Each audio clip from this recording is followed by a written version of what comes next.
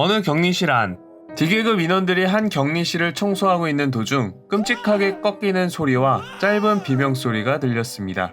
이는 D계급 중 한 인원이 재채기를 했는데 그 순간 D계급은 눈을 감았고 그 개체는 D계급을 제거한 것이었습니다. 이 D계급을 제거한 개체는 바로 SCP-173입니다.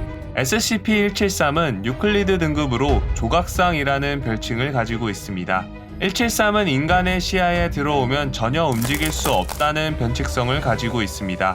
인간의 눈을 통한 직접적인 관측이 전제되기에 CCTV, 카메라 등을 통한 간접적인 관찰로는 173을 격리할 수는 없습니다. 따라서 격리실에 들어가도록 배정된 인원은 눈을 깜빡이기 전에 다른 사람에게 경고하라는 지시를 받습니다. 173으로 향하는 시선이 끊길 경우 머리를 부러뜨리거나 목을 졸라 공격합니다. 또한 173의 격리실에는 지속적으로 돌 긁는 소리가 항상 들리며 바닥에 있는 적갈색 물질의 배설물과 피의 혼합물을 볼 수 있습니다. 이러한 물질이 어디서 생겼는지는 알 수 없고 이 적갈색 물질을 치우기 위해 반드시 2주에 한 번씩은 청소를 해 주어야 합니다. 격리실을 청소하기 위해 최소 3명이 들어가는데 2명이 173을 감시하고 나머지 1명이 격리실을 청소합니다. 모든 인원이 떠나고 격리실을 다시 잠글 때까지 2명의 인원이 항상 직접 173과 시선을 마주치고 있어야 공격을 당하지 않습니다. 그러던 어느 날 173과 동일한 복제본이 생겨나는 사건이 발생합니다. 이때 2명의 D계급 인원이 사망했습니다. 어떻게 이런 일이 발생했는지는 재단도 알 수가 없었습니다. 복제본들은 이제 173-1과 173-2로 분류하고 각각의 방에 격리해서 이전과 같은 격리 절차를 따랐습니다.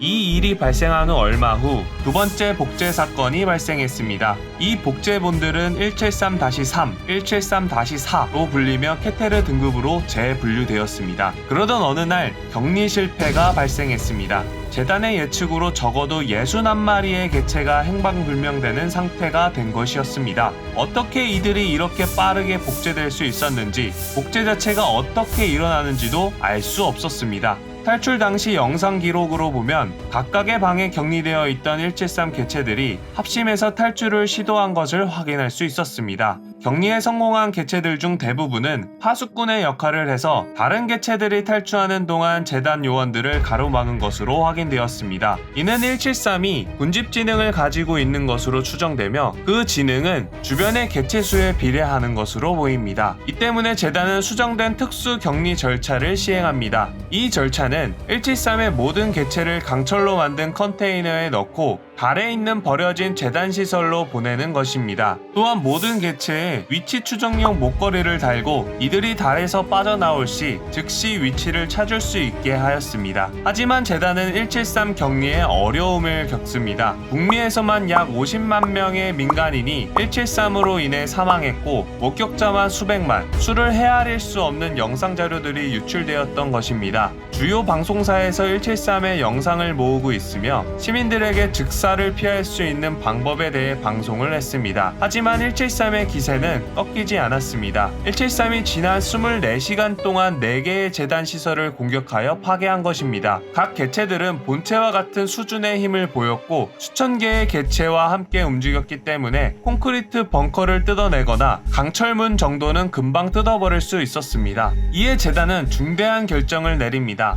이 지역에 핵폭격을 하여 173 개체 수를 감소시킨 것입니다. 이후 북미와 남미 지역의 접근을 금지하였습니다. 재단은 모든 자원을 활용해 이 지역을 감시했습니다. 각국의 해군을 동원해 정기적인 순찰을 하고 발견된 개체는 바로 격리되어 달 기지로 옮겨져 격리 실패 사건은 마무리가 됩니다.